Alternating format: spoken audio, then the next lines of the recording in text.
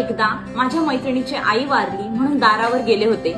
तो अनुभव आणि माझी आई हे दोन्ही अनुभव एका कवितेमध्ये एकत्र रेखाटण्याचा प्रयत्न केला आहे. तरी सर्व माहेरवाशिनींनी ही कविता ऐकावी. मैत्रिणीची आई वारली म्हणून गेले होते दारावर. माझ्या आईचा फोन आला, आलीच आहे इकडे तर ये ग उबर उबर.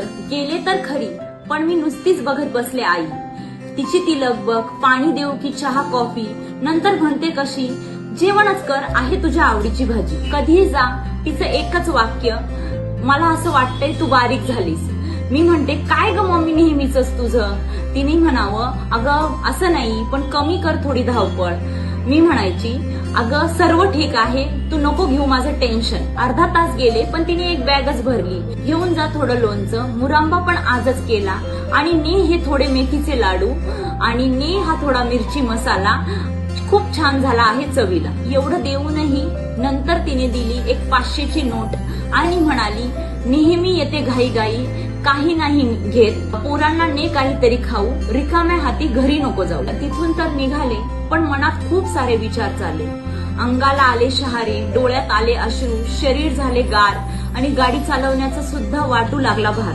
रस्त्याने सुद्धा आठवत होती फक्त आई आणि तिचं प्रत्येक रूप. काटकसर करताना ती धनलक्ष्मी, औषध देताना ती संजीवनी, शिक्षणाला महत्व देणारी ती सरस्वती, स्वच्छता तिची भारी म्हणून घरात नांदली महालक्ष्मी, जेवल्यावर कोणीही बोट चाखेल अशी ती अन्नपूर्णा. आमच्या भल्यासाठी कित्येक वेळेस तिने रूप घेतलं दुर्गा. आठवतच राहिला तिने भरवलेला प्रत्येक घास, तिने शिकवलेले प्रत्येक बोल. प्रत्येक दुःखाच्या आधी ती राहिली उभी, तिच्यामुळे सुक्कर झाले प्रत्येक बाळंतपण. कितीही मोठे झालं तरी आईशिवाय अपूर्णच आहे कुठलंही आजारपण. स्वतःला म्हणते का ग आज एवढं करते विचार. मीच स्वतःला म्हणाले नाही माहित ग काय झालाय असा साक्षात्कार. पण आता हेच मागते देवा, दे असा आशीर्वाद, दे असे दान.